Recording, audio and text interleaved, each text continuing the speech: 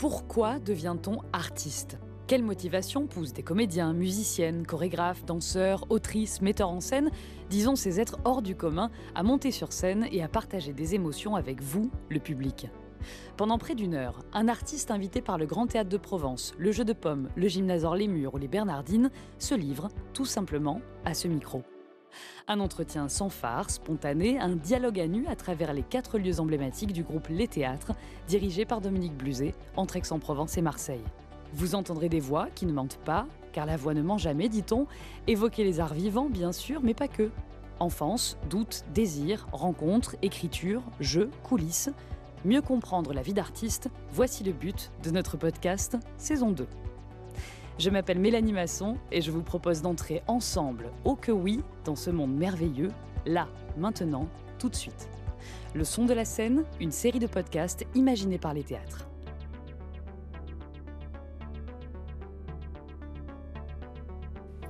Il y a des signes qui ne trompent pas, ou tout du moins que l'on reçoit et que l'on prend au cœur, ou pas, encore une fois. Et je ne sais pas vous, mais moi j'adore souvent, et aujourd'hui plus encore dans ce monde qui va trop vite et où il faudrait tout savoir, tout connaître, tout de suite, choisir des livres, des films, des vinyles, ouais, je sais rester matériel quand il le faut, par la simple évocation de leur titre. Comme ça, au hasard, spontanément, en entrant dans des lieux qui me rassurent, que je connais, que j'aime, mais en me laissant surprendre, toujours pour ne pas s'endormir. Donner du mouvement, au fond, ouvrir des portes, se laisser émerveiller, décevoir, pourquoi pas, et alors ? Et se laisser émouvoir surtout, plus que jamais en ce moment. Et bien justement, si l'on prête un œil attentif, une oreille douce et attentionnée à quelques titres de la carrière de notre invité, originaire de Digne-les-Bains, dans les Alpes de Haute-Provence, chez nous, il y a de jolis signes et j'ai envie de les prendre aujourd'hui. Il est révélé, pourtant j'aime pas tout à fait ce mot, comme si avant il n'y avait rien eu, en 2012, dans L'air de rien, un film pour lequel il est présélectionné pour le César du meilleur espoir masculin, en 2013. L'air de rien, comme dans la chanson de Tété, comme ça, tranquille, et pourtant il y a du boulot. Grégory Montel avance, 10% à 100% de son rôle d'agent artistique au grand cœur, comme dans sa vie, paraît-il, ou semble-t-il, si on sait le regarder. Puis en 2017, Diane a les épaules. Il les a, les épaules et les pieds sur terre. En tout cas, on a envie d'y croire. Ici, dans ce podcast, beaucoup de théâtre aussi, on en parlera. On parlera de la carrière de Grégory Montel, bien sûr. Il en sera question, de sa personnalité. On a envie d'en savoir un peu plus, de sa vision du cinéma et du théâtre, de ses rôles clés, de son lien aussi avec les théâtres et cette création du spectacle Ici Nougaro. Grégory Montel à l'affiche de Libre Garance, également de Lisa Diaz en cette rentrée 2022 au cinéma. Et le voici ici, chez lui, chez nous, en Provence, avec ce sentiment délicieux de recevoir un bon copain. Bienvenue de tout cœur et au cœur de ce nouvel épisode premier de la saison 2 du Son de la scène, en public, pour une première fois, et pas la dernière, je l'espère vivement. Honneur et joie partagés. Soyez les bienvenus.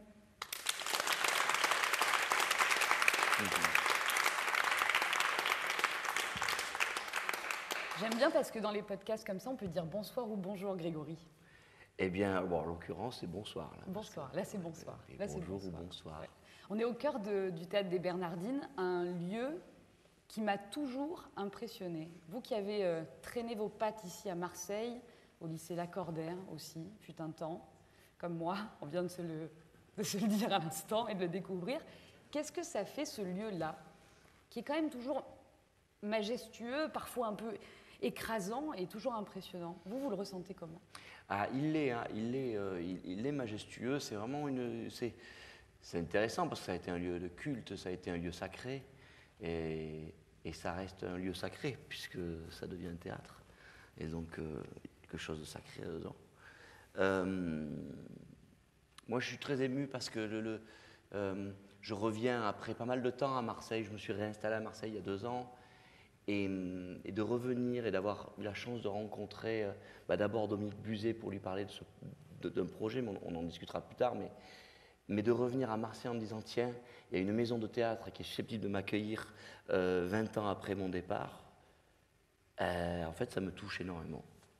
Revenir à Marseille, ça veut dire quoi pour vous ? Revenir à Marseille, ça veut dire plusieurs choses. D'abord, ça veut dire revenir sur mes terres, parce que je me sens très provençal. Je suis un provençal, un peu pur jus même. Parce que, Ça veut dire quoi, ça? un peu pur jus parce que il y a même des papiers qui attestent que on est là, la famille. D'abord, ma mère est toulonnaise, mais en même temps, elle était à Mézelles, donc Toulon, on n'est plus vraiment en Provence, mais on l'est encore. Mon arrière-grand-père était d'Aubagne, mon grand-père d'Aubagne, mon père est né à côté, à Mézelles, ma grande-tante est enterrée là, ici, à Marseille, et puis des papiers attestent depuis de longues dates de notre présence sur ces terres provençales. Peut-être un peu la Haute-Provence, mais depuis, je crois que le XVIIIe siècle, donc on est un peu des Provençaux, quoi. Ouais. Les Alors histoires c'est bien et c'est pas bien. C'est ce que j'allais dire. Ça vous appartient, Grégory, Oui, oui. pour le coup. Je pensais, en vous écoutant, à l'héritage. À l'héritage, quand on regarde votre carrière, il y a quelque chose de... C'est pour ça que je disais dans l'introduction, on a l'impression de rencontrer et de voir un bon copain. C'est ce que vous projetez Ah ben ça sur c'est le mon... public. Et alors, je ne sais pas si c'est seulement dû à vos rôles, à ce que vous avez fait au théâtre, au cinéma, dans les séries, mais je ne sais pas s'il n'y a pas quelque chose aussi du lien. Vous venez d'en parler. De savoir d'où je viens, savoir où je vais et pourquoi j'y vais. Je ne sais pas, je suis incapable de comprendre pourquoi parce que ma compagne n'est pas là ici, mais elle vous dira à quel point je suis parfois bien compliqué, et mes copains aussi, parce que j'ai des copains de 40 ans qui sont mes copains, qui vous diront à quel point je suis compliqué, mais c'est vrai que j'ai cette image-là. Alors du coup, je le dis parfois à mes producteurs, c'est mon fonds de commerce. Pour de bon ? Ah oui, c'est mon fonds de commerce, le bon pote. Et j'ai beau faire des rôles de méchants. Vous en avez fait en plus. Oui, des rôles de serial killer, tout ça. Il n'y a rien à faire. Mais c'est beau. Alors je me dis, bon, il vaut mieux avoir une image plutôt que ne pas en avoir. C'est marrant parce que du coup, c'est toute la problématique de ce spectacle dont on parlera tout à l'heure, mais problème d'image. Mais oui, peut-être. Alors, je ne sais pas. Moi, je me suis fait tatouer sur le corps, ici, parce que mon père m'a bassiné avec ça pendant... Sur le bras gauche, l'avant-bras gauche. Ouais, mon père m'a bassiné avec ça pendant 30 ans, le bon sens paysan. Et il appelle ça le BSP. Alors, je me suis fait tatouer le BSP. Et puis, au cas où il y ait d'autres qui veulent le faire et que je puisse gagner un peu d'argent avec, j'ai mis un petit copyright. Donc, si jamais vous voulez vous faire tatouer BSP, il faut me donner 1 euro. Non, c'est une plaisanterie, mais si vous voulez... Vous allez faire beaucoup d'argent ce soir, beaucoup. Non, mais le côté bon sens paysan, le côté terrien, je me suis rendu compte pendant mes études d'acteur que c'était un peu la corde sur laquelle il fallait que je tire un peu, que ça marchait et que ça me représentait pas mal. Vous vous sentez paysan ? Paysan du théâtre, du cinéma ? Ouais, je me sens... oui, ouais. Je me sens paysan artisan. Je ne me sens pas du tout artiste. Et d'ailleurs, je ne le suis pas. C'est intéressant, Grégory, parce que dans ce podcast, il y a une question qui revient avec tous nos invités, c'est celle-ci. En général, je la pose plutôt au milieu, à la fin, quand je le sens, quoi. Qu'est-ce qu'un artiste ? Eh ben justement, je pense qu'un artiste, c'est celui qui a...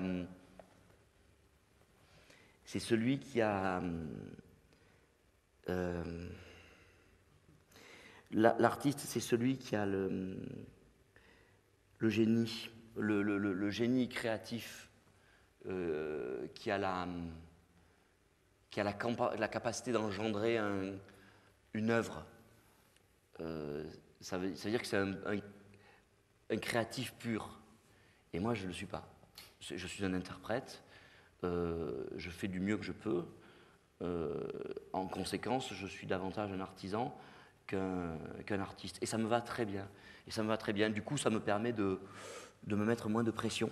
Mais je ne sais malheureusement pas bien jouer je ne sais pas jouer de la musique, je ne sais pas bien jouer de la musique, je ne sais pas écrire vraiment.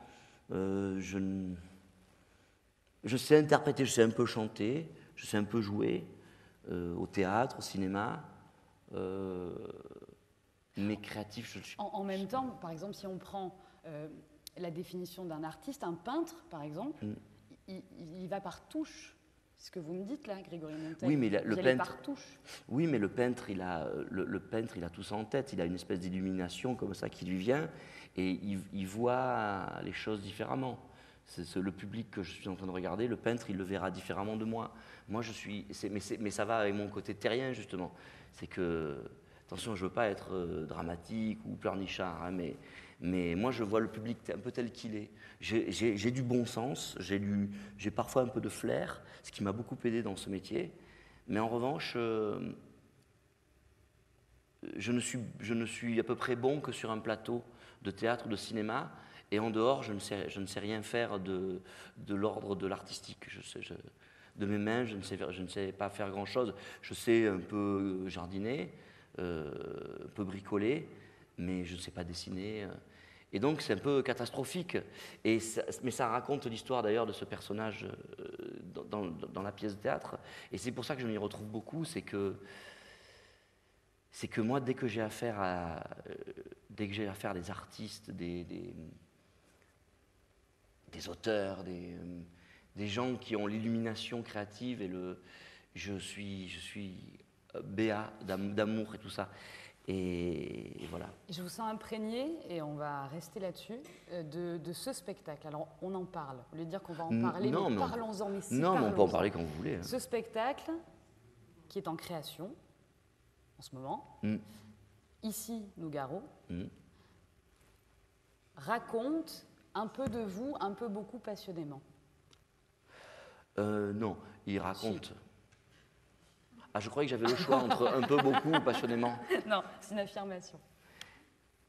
Mais vous ne l'avez pas vu. Non. Il raconte quoi? Il raconte... Vous voulez que je vous raconte l'histoire de ce spectacle? À peu près, pas beaucoup parce qu'il ne faut jamais trop dévoiler. C'est l'histoire d'un homme qui s'appelle Mathias et qui est le sosie raté de Claude Nougaro, mais qui est son sosie quand même, et comme il n'y en a qu'un seul, enfin dans l'histoire et dans le monde dans lequel on est, dans cette fiction-là, et cet homme-là est totalement... il est avalé par la figure de Claude Nougaro, il ne pense qu'à lui, il est lui, et en même temps il n'est pas lui. C'est ça son drame, c'est l'histoire d'un homme qui a l'impression qu'il ressemble à Claude Nougaro, qui est fasciné par Claude Nougaro, et son image est sans arrêt floutée. C'est-à-dire que lui-même, il n'arrive plus très très bien à savoir qui il est. Et face au génie absolu de Claude Nougaro, cet homme, qui n'en est que la réplique petite et miniature, cet homme souffre de sa situation. Et c'est un peu cette souffrance qu'on va avoir laissée. C'est cette espèce de déclassement. C'est l'histoire d'un acteur un peu déclassé et qui va comprendre qu'il va falloir qu'il se dépouille de tout pour que finalement seul son espèce d'amour pour Claude Nougaro suffise pour le faire vivre. Je ne sais pas si j'ai été très clair, mais c'est une très belle...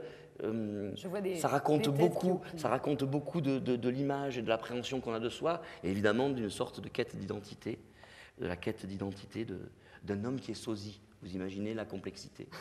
Vous avez dit 3 fois amour, ouais. Grégory, en l'espace de quelques secondes. Voilà pourquoi je disais un peu beaucoup passionnément aussi. Nougaro, c'est un amour pour vous. Il y a un amour entre vous et Nougaro qui est immense. Vous avez vu son dernier spectacle, je crois, à Vincennes. Oui. Le tout dernier, c'était en 2003. Oui. Il était...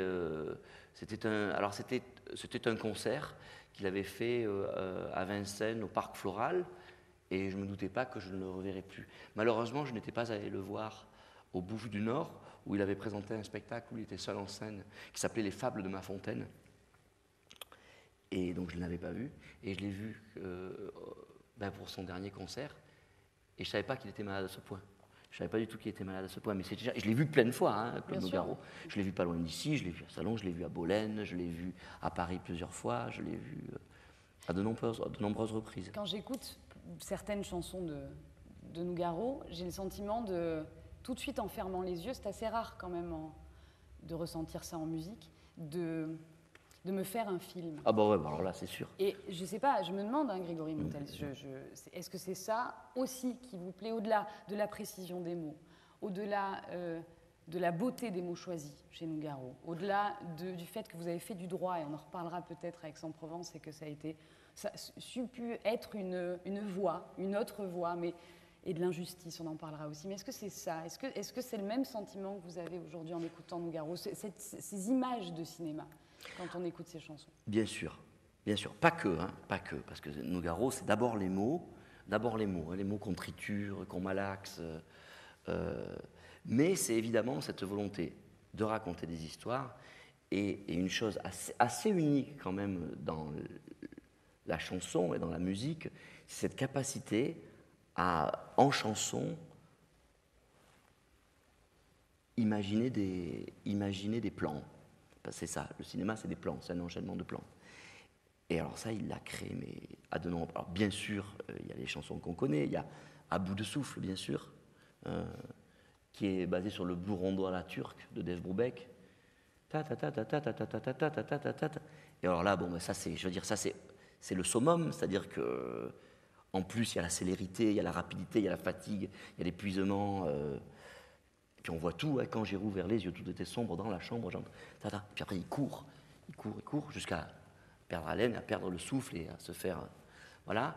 Et évidemment, il y a le cinéma hein, sur l'écran noir de Mes Nuits Blanches. Où il s'invente une vie de cinéma.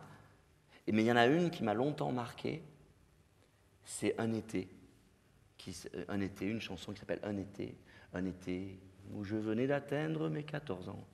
Et où il raconte son histoire d'amour, sa première histoire d'amour avec une petite Espagnole du quartier, comme il dit.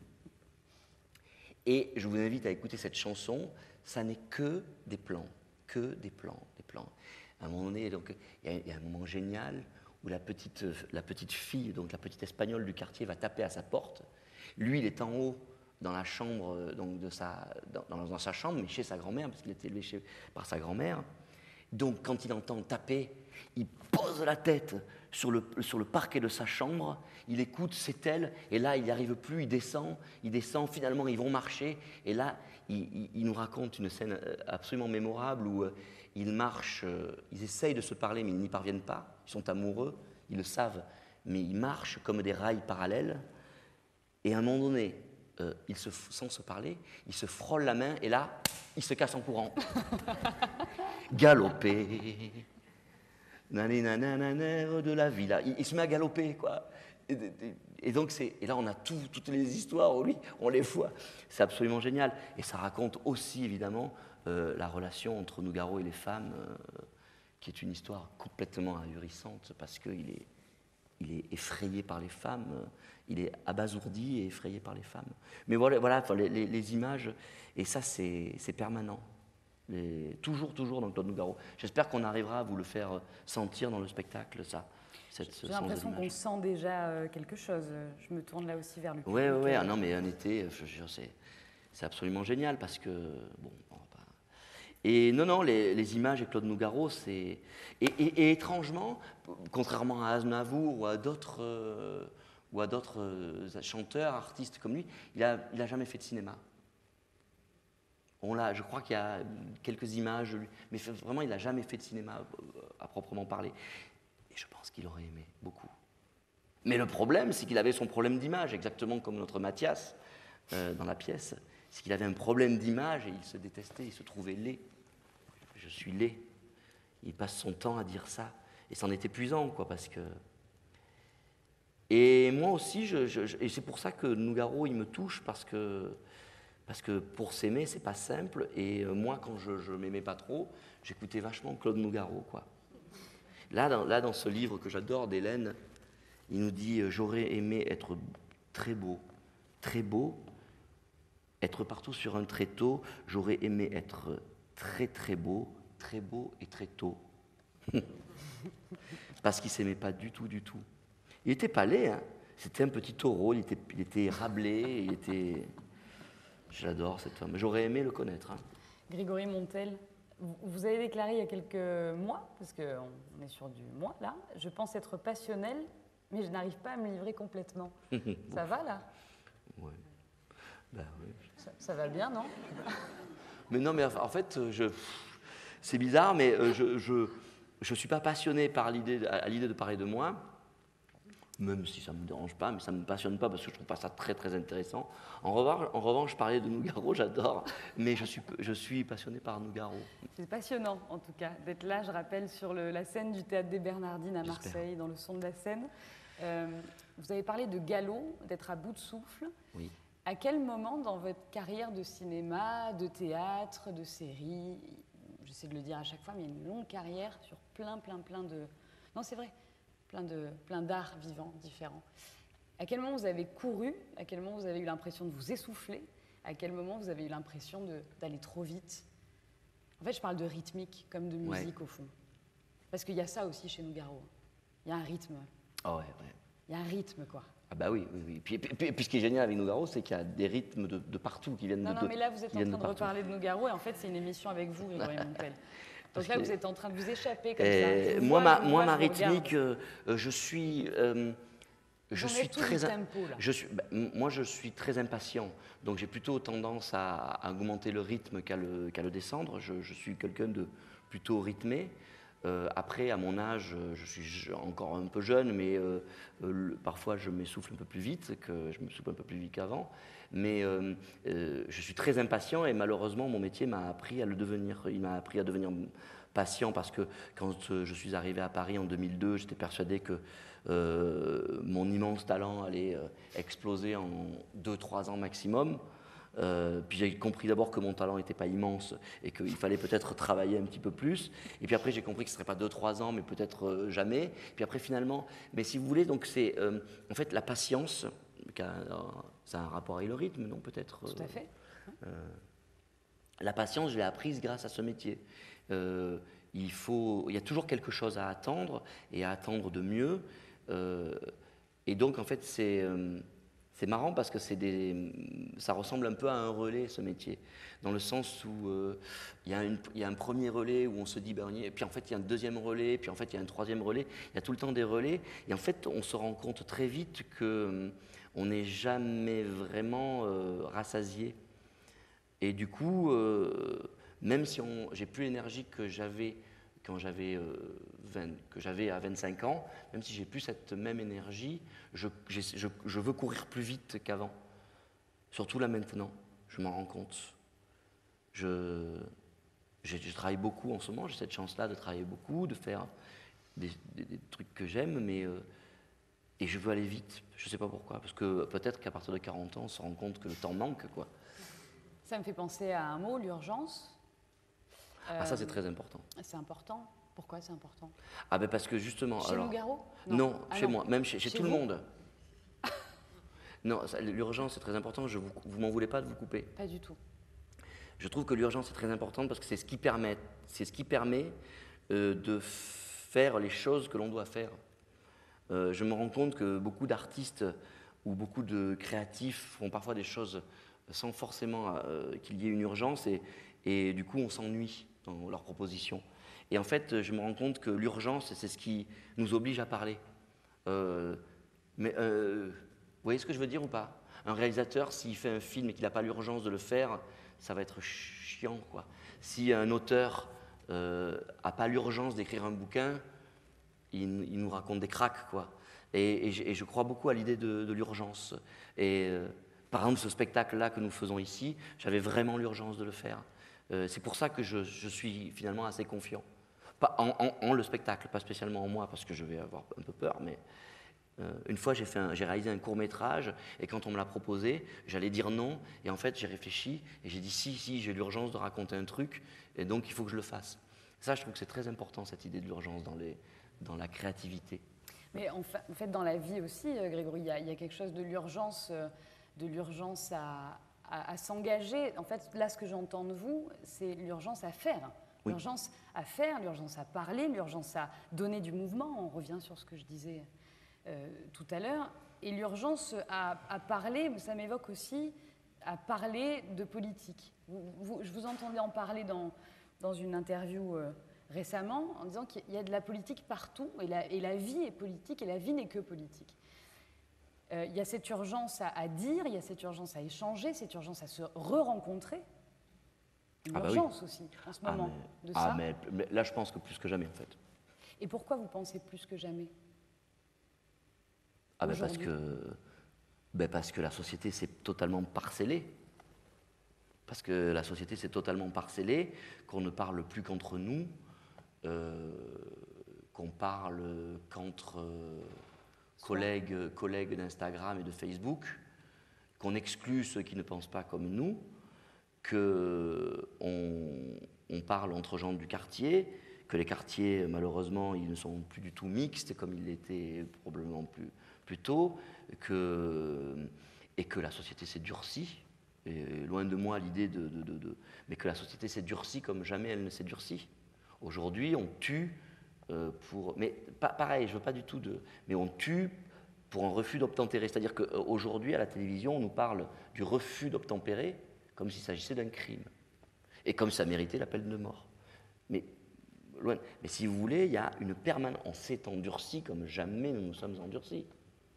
Je ne pense que la société, alors que les choses vont mieux, moi je suis quelqu'un qui pense que ça va mieux, ma grand-mère, il y a 70 ans, elle était sous les bombes, et il y a 150 ans, Digne, Marseille, on n'était pas sûr d'arriver vivant, Paris, Marseille encore moins, donc a priori ça va mieux, et des gens nous font croire que ça va beaucoup moins bien. Et donc on parcellise et on nous fait croire qu'une personne qui se cache sous un voile est un tueur ou un terroriste potentiel. C'est-à-dire qu'il y a la peur de tout. Et moi, de la moindre petite peur. Ah mais c'est phénoménal. Moi, à Digne, dans ma ville natale, on ne fait plus rien. On revient à agir. Ah mais on ne fait plus rien. On ne fait plus rien parce que c'est risqué de faire. J'y revenais souvent à Digne. Bien sûr. Là, il y a 15 jours, j'ai fait mon petit festival et on a fait un festival dans le Palais des Congrès de la ville de Digne, qui est un palais des Congrès, où Madame le maire, que j'aime beaucoup au demeurant, fait comment on dit, pour la nouvelle année, fait son allocution des vœux, quoi, où on mange et où on boit. Mais si on fait un concert, on ne boit pas et on ne mange pas. Vous comprenez, parce que c'est dangereux. Parce qu'on peut abîmer le sol ou je ne sais pas trop quoi. Donc vous voyez, si vous voulez, donc du coup, un des rares moyens de faire se rencontrer les gens à Digne-les-Bains, qui ne sortent plus du tout, là, je suis heureux que vous soyez là, mais les gens à Digne-les-Bains ne sortent quasiment plus, parce que la télévision nous suffit. Donc ils ne sortent plus, et quand ils sortent, on leur interdit de boire ensemble, parce que c'est dangereux. Parce qu'on peut être sous. Non, mais vous voyez ce que je veux dire? Et tout comme ça se durcit. Mais c'est imperceptible. Hein. Mais ça s'est durci. Alors que putain, ça s'est durci d'une force. Et après, on se retrouve avec des gens qui nous disent qu'il faut réhabiliter le maréchal Pétain. Vous voyez ce que je veux dire? Et puis finalement, c'est audible. Parce qu'on s'est durci. Grégory Montel. Je voulais pas parler de ça. Non. Mais il faut parler, parlons. On est là pour ça dans le son de la scène aussi. Grégory Montel, si vous nous parliez encore, c'est bien, si vous nous parliez encore précisément de votre choix musical. Ah. Parce que je pense que c'est le moment. Oui, mais ben, ça va avec le truc. Oui, ça quoi. va avec. Ça va avec parce qu'à la dureté, je crois qu'on peut renvoyer de la poésie. Oui. Déjà, on peut essayer, et en plus de la musique. Et en plus, comme la douceur, il faut la prendre, et la liberté, c'est pareil. On la prend. Et dites-nous pourquoi vous avez choisi cette parce que je pense vraiment qu'il y a des gens, et c'est pas... Bon, il y a 20 ans, je vous aurais dit... c'est du chiquet, mais il y a des gens qui croient encore, et Nougaro le croyait, et Mancé aussi, que la poésie peut sauver la société, et le monde même. Et je pense qu'en fait, c'est pas faux. On est en 2008. Ah non, là, nous sommes en 2022 même. Ils sont bien les silences aussi. Ah, mais les silences, c'est bien les silences aussi. Le pays de la liberté, Gérard Mancé. Qu'est-ce qu'on fait? On l'écoute et on en parle après? Oui, j'espère que ça vous ennuiera pas, mais j'adore ce morceau. Et je pense qu'il faut le laisser en entier. Parce qu'on a besoin de... Ça dure 4 minutes et quelques. Ça va aller pour vous? 4 minutes et quelques? On va le laisser en entier, on va l'écouter. C'est votre choix musical. Et dans le son de la scène, chaque artiste, vous en êtes un, Grégory, vous en êtes un, choisit un morceau, une chanson. Moi, je pensais que ça allait être soit Nougaro, soit Camille. Oui, parce que j'en avais parlé. Mais ce sera Gérard Mancé dans le son de la scène, premier épisode de la saison 2, avec Grégory Montel, en direct et en public, des Bernardines.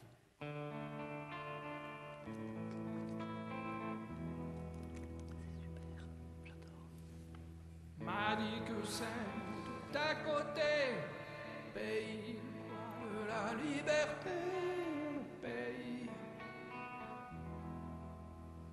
J'ai vu des hommes décharnés, j'ai vu des femmes, des enfants aux cheveux orangés, j'ai vu des larmes. J'ai marché, j'ai marché, j'ai marché, mais je n'ai pas trouvé. J'ai marché, j'ai marché, j'ai marché, mais je n'ai pas trouvé. Passe tout à côté de la vie, un grand coup de pinceau. Passe tout à côté de la vie, passe tout à côté. J'ai marché, j'ai marché, j'ai marché, j'ai marché, j'ai marché, j'ai marché, j'ai marché, j'ai marché, j'ai marché, j'ai marché. On voit des mains, des bras tendus, crois que c'est des mains.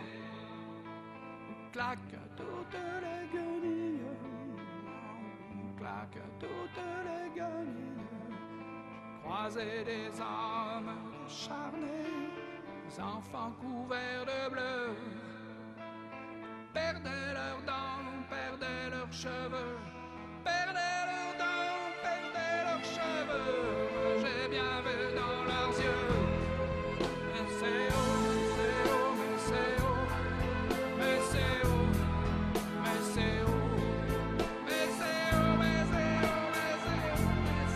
mais c'est haut, mais c'est haut, mais c'est haut, ce pays, mais c'est haut, mais c'est haut, mais c'est haut. On m'a dit que c'est à côté, pays de quoi, de la liberté. J'ai cherché, j'ai cherché, j'ai cherché, j'ai cherché, j'ai cherché. J'ai cherché, j'ai cherché, j'ai cherché, j'ai cherché, j'ai cherché. Paraît qu'il me pendait tonner. Mensonge, mensonge, mensonge, mensonge. Paraît qu'il me pendait tonner. Mensonge. Vois des hommes décharnés tendre la main qui, avec une plaie sur le côté, on l'envoie, on l'envoie, on l'envoie, on l'envoie.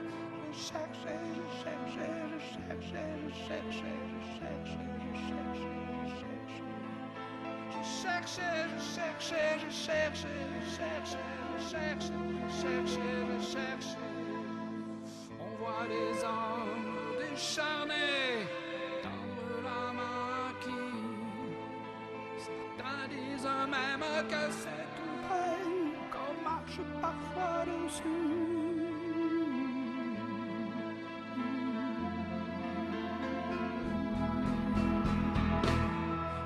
C'est haut, mais c'est haut, mais c'est haut, mais c'est haut, mais c'est haut. Mais c'est haut, mais c'est haut, mais c'est haut, mais c'est haut, mais c'est haut, mais c'est haut, mais c'est haut, ce pays, mais c'est haut, mais c'est haut, mais c'est haut. On m'a dit que c'est tout à côté, dans le pays de quoi, de la liberté. Je cherchais, je cherchais, je cherchais, je cherchais, je cherchais. Mensonge, mensonge, mensonge, mensonge, mensonge, mensonge. Bam. Gérard Manset, allez-y, bravo. Bah oui. ouais, hein. Il a beaucoup écrit pour Bachung. Oui. Et c'est notamment l'auteur Ça s'entend. d'un texte absolument ouf qui s'appelle Comme un Lego, qu'a chanté Bachung merveilleusement. Le pays de la liberté, choisi par Grégory Montel, notre invité. Et oui, je disais bravo. Bah si, bravo. Allons-y. Allier le geste à la parole. C'est merveilleux, ça, quand même. Ouais. C'est ce que vous faites aussi. J'ai cherché, j'ai cherché, j'ai cherché. Quand je marche, quand je marche, quand je marche, c'est haut, c'est haut, c'est haut. Ouais. Ça va, Grégory? Bah ouais, mais c'est... Mais vous avez vu, ça raconte l'histoire de la liberté. Et le mec, il sait même plus, il dit on y marche parfois dessus. Le pays de la liberté. C'est compliqué. Hein. Ce qui se passe avec la liberté, c'est quand même très très compliqué. On peut la prendre, on peut nous la donner. Il faut toujours quand même faire des efforts pour ça. Dans votre métier aussi, hein. Dans le cinéma, dans la télé, dans le théâtre. On n'est pas loin de la vie, on y est, au fond. Comment on reste libre? On essaie en tout cas. Comment vous restez libre? J'ai l'impression que la liberté, on doit aller la chercher quand même vachement en soi. Et la liberté, elle est... C'est terrible à dire, mais la liberté, j'ai un peu l'impression qu'en 2022, elle est dans la connaissance. C'est-à-dire que la connaissance nous offre la liberté d'ouvrir le champ de vision. C'est ça pour moi la liberté, et c'est ça qui ne va pas, je trouve. C'est qu'on a l'impression que la liberté c'est quelque chose de... Aujourd'hui, pour beaucoup, la liberté c'est quelque chose de très matériel, alors que la liberté c'est en soi qu'on l'a. Et c'est la problématique de tas de choses. La liberté, on nous l'enlève à partir du moment où on ne croit plus en la possibilité des choses, quoi. Et c'est toute la problématique. Je suis pas du tout un anticapitaliste, etc. Mais par exemple, typiquement, je me suis rendu compte que la publicité, l'idée de la publicité, des pancartes publicitaires permanentes et absolues, c'était un endroit d'absence totale de liberté, puisque il faut matériellement pouvoir... Si vous voulez, la problématique, elle est là, c'est qu'on nous fait croire que la liberté, c'est de pouvoir acheter des choses. Et du coup, il y a plein de gens qui ne se croient pas libres parce qu'ils n'ont pas les moyens de s'acheter l'iPhone 13. Et du coup, ça les rend fous. Oui, mais moi qui suis un fan de l'Olympique de Marseille, je me demandais pourquoi est-ce que les gens, à l'issue du match l'autre jour, s'envoyaient des projectiles les uns sur les autres, et pourquoi est-ce qu'ils étaient aussi en colère. Et moi, je pense que ça vient aussi de là. C'est que la liberté, elle est excessivement réduite aujourd'hui. Et que du coup, quand le champ des libertés se réduit, eh bien, notre champ d'action se réduit aussi. Et du coup, on agit dans la toute petite voie qu'on a bien voulu nous laisser. Et dans cette petite voie, le seul moyen de pouvoir casser les lignes, c'est d'aller chercher la violence. Je crois vraiment beaucoup à cette idée que la violence, c'est le seul moyen pour certains d'aller chercher quelque chose de l'ordre d'une liberté. Vous voyez ce que je veux dire, de sortir du carcan. Je ne sais pas si c'est très clair ce que je suis en train de dire. Non, mais ça, en tout cas... Mais j'ai tellement l'impression qu'on a... exactement comme on a coupé les lignes de transport entre les quartiers nord et le 8e, eh ben c'est ça, c'est que le seul moyen de franchir cette ligne, c'est de jeter, c'est de casser. Il y a des gens qui sont persuadés que... Je me perds un peu dans ma... Je suis là. Non, mais je suis absolument certain de ça. C'est que le jour, tant qu'on croit que la liberté n'est que matérielle, c'est fini, quoi. La liberté, elle est évidemment totalement immatérielle. Dans un monde d'images, et le vôtre, qui est aussi le cinéma, quand même, notamment, comment vous faites ? Eh bien, c'est ça le problème aussi. C'est que dans un monde d'images totales et absolues, on est tous en train de... C'est l'enfer. Je ne sais pas pourquoi j'ai du mal à accepter cette époque-là. Dans un monde d'images, on veut tous être célèbres déjà. Et que je ne pense pas que ce soit... pour le coup, l'art, il en prend un coup parce qu'à une époque, la célébrité était réellement liée à la créativité. Là, aujourd'hui, la célébrité est connectée avec la représentation, ce qui n'a plus rien à voir. Les arts, c'est la créativité, c'est la capacité d'amener des gens avec soi. Et là, aujourd'hui, on amène des gens avec soi uniquement avec sa propre représentation de soi, sans y mettre aucune autre image à l'intérieur. C'est-à-dire, un artiste, il joue plusieurs rôles, donc je ne sais pas si vous comprenez ce que je veux dire.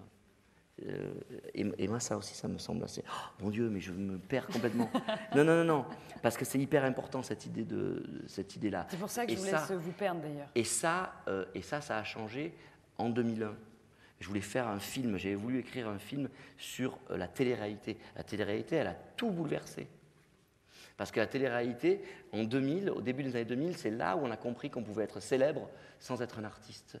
Ou on pouvait être célèbre sans aucun talent. Bernard Tapie était célèbre parce qu'il avait un talent. On lui reconnaît ses talents. Et là, en 2001, on fait Love Story. Et d'un coup, Loana et Jean-Édouard deviennent célèbres parce qu'ils ont niqué dans une piscine. Ça vous. Ah oui, mais là, c'est quand même ennuyeux. Mais oui, mais c'est ennuyeux.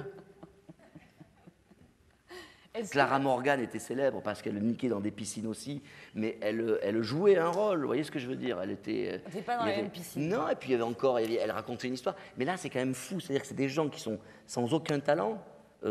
Comme ça, apparent, hein, enfin, ils n'en montraient aucun, on confirme, mais et ils deviennent célèbres. Mais non, mais vous imaginez, dans la tête des gens, ça modifie tout. Ça modifie tout. Et du coup, maintenant, on a des influenceurs. C'est-à-dire qu'on a désormais, on est célèbre en étant un homme sandwich. Mais moi, j'adore mon époque, c'est pas la question, je la comprends non, pas. mais là, on sent bien que vous l'aimez, votre mais non, époque, mais ouais. c'est vrai, quoi. Je deviens célèbre en étant un homme sandwich, quoi. C'est un truc de fou, quand même. J'ai l'impression, quand même, là, de vous voir dans 10%. Ah oui, alors ça, c'est... Mais vraiment, c'est-à-dire qu'on est quand même dans cette série, dans un monde d'apparence absolue, c'est génial, on le sait, je pense que le public ici au Bernardine le partage, on s'est régalé, voilà. Mais j'ai l'impression de voir votre personnage dans 10%. Alors moi, je vais vous dire... C'est très étrange, dans ce que vous dites, hein, dans ce que vous dites. Bon, parce que il est comme ça, il essaie de trouver un chemin d'un mec bien quand même, et puis de se démener pour essayer d'être à peu près authentique, quoi, d'être à peu près là, à peu près gentil. C'est fou, ça. Je vais vous dire, alors ça c'est un truc, comme ça vous saurez tout.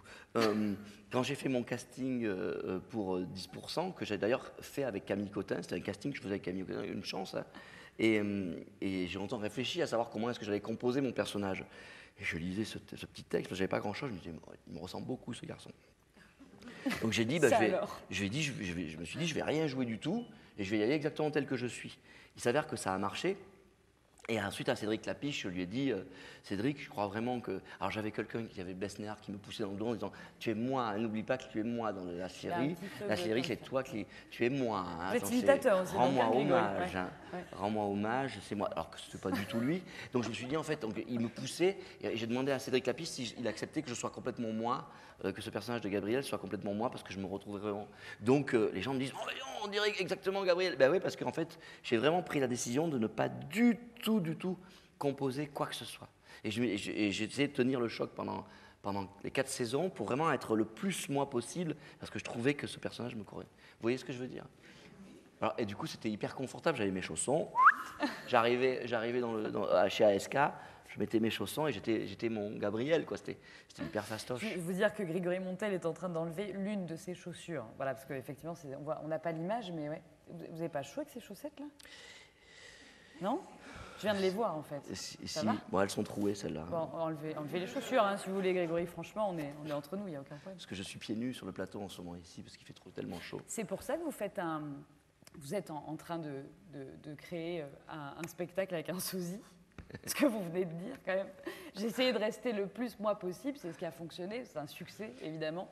Si j'avais vraiment dû faire un spectacle, si vraiment le sujet, ça va être le sosie... Et maintenant, vous êtes sur un sosie, c'est intéressant, quand même. En fait, c'est un film sur Manoukian, parce que tout le monde dit que je ressemble à André Manoukian.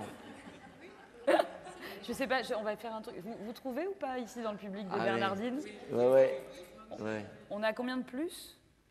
Ah là, il va falloir faire de la musique, du coup, maintenant. Non. Et oui, du coup, je ne ressemble pas vraiment à Nougaro, mais c'est ça qui était bien, je trouve. Puis c'est ça, le théâtre aussi, c'est de raconter des choses qui ne sont pas vraies, puis qu'au théâtre, il y ait une convention. J'espère que, quand les gens viendront voir ce spectacle sur Nougaro, la convention du théâtre, et qu'ils sortiront en disant, c'est vrai qu'il ressemble un peu à Nougaro, alors que pas vraiment. Vous avez envie de faire beaucoup plus de théâtre aujourd'hui ou... D'ailleurs, vous étiez dans les années 90 à Aix-en-Provence, au théâtre de l'Atelier. Oui, chez Alain Simon. Chez Alain Simon. Ouais. Bon, là, c'était il y a quelques temps, on va oui. dire. Il y a quelques temps, oui, c'était il y a quelques temps. Voilà. Et aujourd'hui, c'est le théâtre d'abord?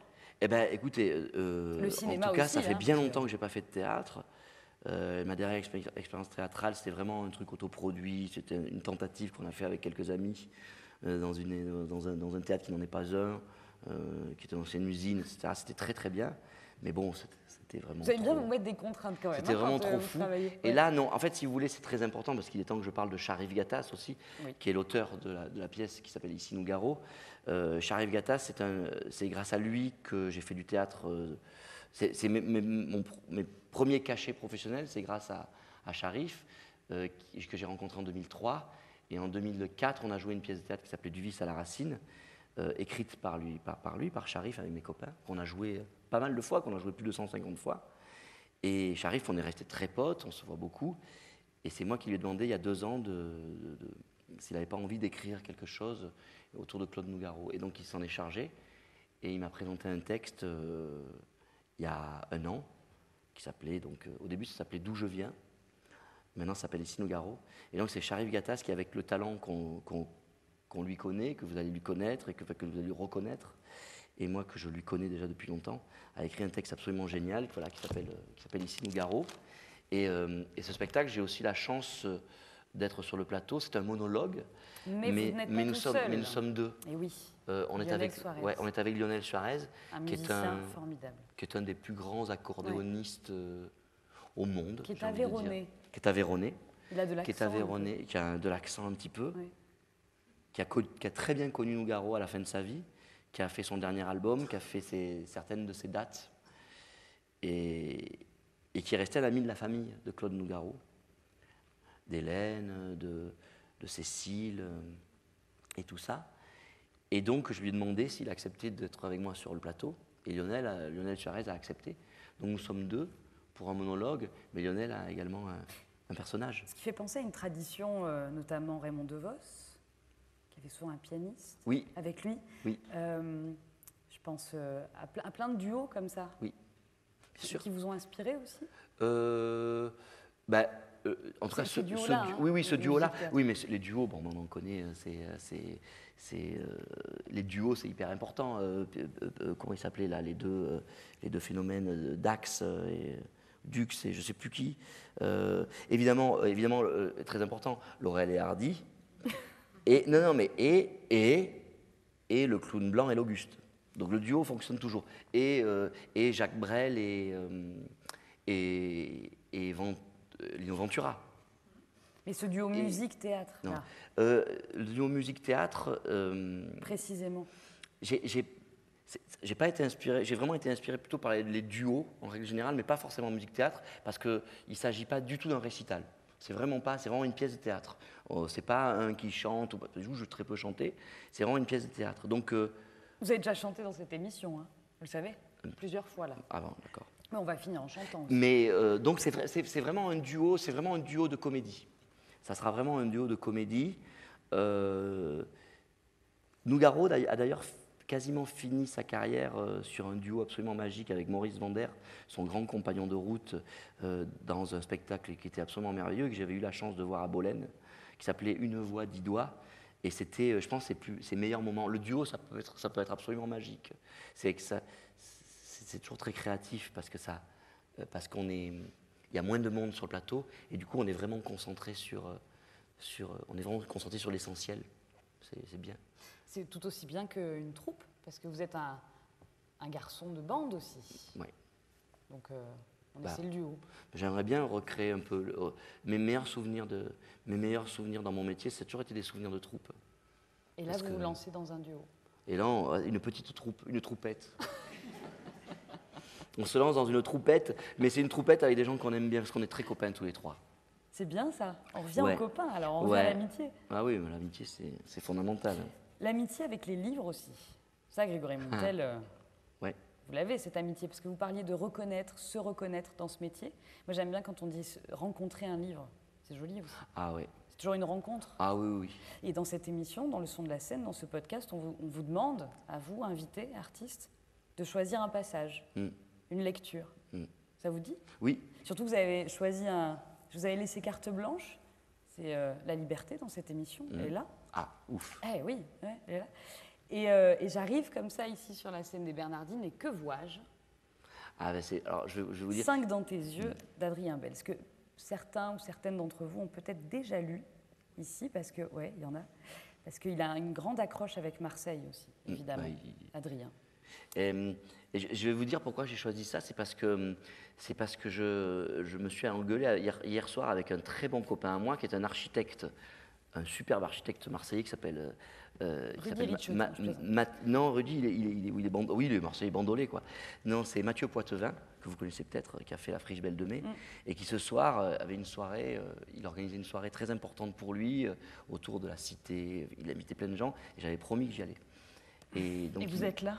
Et je lui ai dit, mais j'ai un podcast, donc j'arriverai à la soirée qu'à 20h30. Là, il m'a engueulé en me disant, non, ça commence à 19h30, on mange tous ensemble, mais j'ai mis en scène le repas. Tu peux pas arriver. Il s'est mis dans une colère énorme et il me dit, moi c'est ça ma radicalité. Et il m'a dit, je ne sais plus si je peux te faire confiance. Oh, alors on est vraiment désolé avec l'équipe des théâtres, hein. Vraiment, mais c'est pas ça, voulait pas ça. Hein. Ouais. Et du coup, toute la soirée, je me suis dit, mais putain, il a raison, c'est ça. Et moi, justement, comme je suis pas vraiment un artiste, j'ai du mal avec la radicalité. Et comme je suis un bon gars, j'ai du mal avec la radicalité. Et du coup, ça m'a fait penser à ce mec-là qui s'appelle Adrien Bels, 5 dans tes yeux, qui a écrit un bouquin que je trouvais un peu radical, où je pense qu'il se moque beaucoup de lui, mais il se moque beaucoup de tas de gens, et des gens dont je fais partie aussi. Et c'est pour ça que je voulais... Radicalement délicieux. Ouais. Et c'est pour ça, engagé. radicalement engagé. Et pour ça aussi que je voulais qu'on écoute Gérard Manset, parce que c'est un artiste totalement radical, et que, voilà, j'aimerais bien... Ça, c'est... Je vais y réfléchir. Comme vous n'êtes pas à l'aise avec la radicalité, vous nous proposez des artistes qui le sont. Ouais. C'est beau ça, Ben ouais, un cadeau. Des artistes qui le sont, et parce que la radicalité, elle peut engendrer plein de choses, et parfois elle engendre même de la comédie, parce que la radicalité, elle est parfois tellement déconnectée de la réalité que ça en devient drôle et parfois un peu touchant. C'est ça, c'est exactement ça, c'est exactement. Vous avez raison. Vous voulez que je vous le lise alors, c'est ça? Ouais, je me tourne vers le public aussi du Théâtre des Bernardines. Oui, c'est toujours bon. Il y a un consensus là, c'est bien. C'est une première pour nous aussi, hein, de demander finalement l'avis, parce que dans un podcast, en théorie, on est l'artiste et moi. Et là, il y a quelque chose qui se joue aussi qui est hyper joli en fait. C'est vachement... Donc tout le monde est d'accord. C'est vachement agréable de parler avec vous, Mélanie, mais vraiment. C'est très gentil, c'est partagé. Vous avez bien... Alors, donc c'est Adrien Bels, et donc il est marseillais. Sa maman avait la librairie, une librairie dans le Panier, et lui était une Parisienne plutôt, un peu baba cool comme ça, puis elle s'était installée dans le Panier, mais pour des raisons vraiment politiques, quoi, pour s'installer là où c'était dans le dur, et on parle d'il y a 35-40 ans, quand lui il est né. Et donc lui, c'est un Marseillais pur jus, sauf qu'il n'a pas du tout la tête d'un Marseillais. Et c'est sa problématique. Je me demanderais ce que c'est la tête d'un Marseillais après. Bah, c'est plutôt un Marseillais, c'est brun. Allez-y. Allez, on y va. Ouais. Sur ces hauteurs de Marseille, les bars branchés et les boulangeries bio sont apparus aussi subitement qu'une poussée d'herpès. La journée, le venant se balade ici comme un beau-père qui sort de la chambre de ta mère en caleçon. Aujourd'hui, tout le monde dit les bobos, mais nous, quand on était ados, on les appelait les venants. Cassim avait sorti ça un soir, vers 2h du mat. On était au Panier, sur notre banc en bois de la place des Moulins. On tombait des Heineken, on tirait des pétards. Un grand blond, qui venait d'acheter une maison du quartier, s'est ramené devant nous, torse nu, en claquette Bermuda.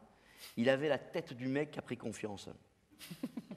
Il nous a demandé, avec une voix qui voulait faire un peu copain-copain, « Salut les gars, vous auriez pas une ou deux feuilles à dépanner ?» Jamel lui a d'abord répondu « Une ou deux feuilles ?» Puis Cassim a levé les yeux vers lui. « Regarde-le-moi ce venant avec sa gueule d'héritier. » Sur le coup, on n'avait pas vraiment capté, on ne comprenait pas toujours Cassim, mais le venant, c'est resté. On s'est mis à le placer sur toutes ces gueules qui ne nous revenaient pas. Et après, je te dis encore un petit morceau, parce qu'on est juste là. On est à côté géographiquement. J'ai jamais aimé le cours Julien. Avec ses murs couverts de graffitis, son marché bio, ses salles de concert, ses restaurants, ses bars, ses boutiques de créateurs. Le cours Julien, c'est un artiste raté qui s'invente une vie. Mais la nuit aime les mythos. et les ratés. 3 jeunes cramés, torse nu, sur un scooter, fendent la foule. Un noir est allongé par terre, défoncé, et de partout des venants souriants et bronzés qui nagent dans la moiteur de ce samedi soir. On entre à l'Espadon, entre parenthèses la baleine. C'est mieux. Le C'est nouveau bar-cinéma ouvert par Guacamole, la boîte de Jérémy. J'ai lu son interview dans la presse culturelle locale au moment de l'inauguration. Une double page avec en photo la tête lubrifiée de Jérémy assis dans un fauteuil de sa salle. Oui, on a senti un besoin de cinéma alternatif et de retour au cinéma de quartier à Marseille. On voulait faire un véritable lieu de vie. Comme si on avait quelque chose à foutre de la vie de quartier. Allez, on finit. Autour de nous, les tireuses à bière crachent la mousse, les serveurs transpirent et les bouches crient pour se faire entendre. Le décor vintage est réussi, je dois dire. Johanna est tombée dans le bras d'un petit gars, il saute sur place. Des retrouvailles largement surjouées. Les femmes et les homos sont parfois bloqués dans une éternelle partie de poupée.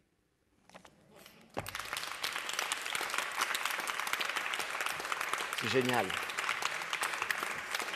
5 dans tes yeux, Adrien Belz, C'est génial. quand un ouvrage et son titre parlent d'eux-mêmes. Ouais. Grégory Montel, il doit nous rester 5 minutes. Je me tourne vers les équipes des théâtres ici, dans le cœur du théâtre des Bernardines, qui désormais n'est plus tout à fait aussi impressionnant qu'au départ et au début de cette émission. Et c'est chouette, et je pense que ça tient beaucoup à vous. Donc merci. Non, quoi? Qu'est-ce qu'il y a? Parlez, Grégory, parlez. C'est hyper important de désacraliser Voilà, aussi c'est ça. ce que je voulais dire enfin, Mais, ça suffit pardon, maintenant. mais Alors, je demande Qu'est-ce juste qu'il y a c'est Nougaro, Audiberti. Il a fait une chanson qui s'appelle Claude Audiberti. Il dit Claude Audiberti, dites-moi comment le maçon pourrait-il chanter mes chansons? Et ça, je trouve ça génial, quoi. Pour moi, c'est ça. Il faut que les maçons chantent nos chansons. Vous voyez ce que je veux dire? Il faut ouvrir, et cesser de fermer les portes. Et c'est ça un peu le danger. C'est ça un peu le danger c'est de fermer les portes. Et c'est ça qu'il disait. Et Audiberti lui répond, il dit, eh ben, allez à la rue d'Antibes voir mon père, il pourra vous répondre parce qu'il était maçon. Donc il faut aller voir là où c'est. J'avais plein de choses à vous demander, Grégory Montel. Pas pour moi, hein, pour nous ici. Non, soyez pas désolés, parce qu'en fait, je suis en train de me dire que là, on finit sur ouvrir les portes, que mon introduction, c'était les ouvrir aussi, qu'avec ce podcast, le son de la scène, c'est ce qu'on essaie de faire avec les théâtres. Voilà, juste de donner envie de se rencontrer, de s'écouter, de se voir, et ensuite d'aller au théâtre. Voilà, d'aller encore à nouveau pousser les portes. Et en fait, je trouve que ça suffit de finir là-dessus, surtout que je m'appelle Mélanie Masson. Et que du coup, je crois peut-être un petit peu à ces signes-là. On va vous retrouver évidemment avec ici Nougaro, évidemment grâce et avec les théâtres bientôt. Je ne sais pas à quel moment vous écouterez ce podcast, alors c'est toujours compliqué, mais en tout cas, on est super heureux de vous avoir reçu. Ça a été une première pour nous en public. C'était une première de la saison 2 de ce son de la scène qu'on fait avec beaucoup de cœur, et on essaie d'inviter aussi des artistes qui, comme vous, nous le rendent bien. Yes. Donc, merci. Moi aussi, parfois, il faut arrêter de parler. Je voudrais juste remercier, peut-être. Ah oui, vous voulez... Je peux remercier, j'ai le temps. Vous pouvez remercier, vous voulez remercier ou pas? je voudrais remercier Dominique Buzet, Maguelone, Hervé, Wolf et tous ces gens des théâtres qui ont accepté de nous faire confiance. Et on est très heureux. Voilà, merci beaucoup.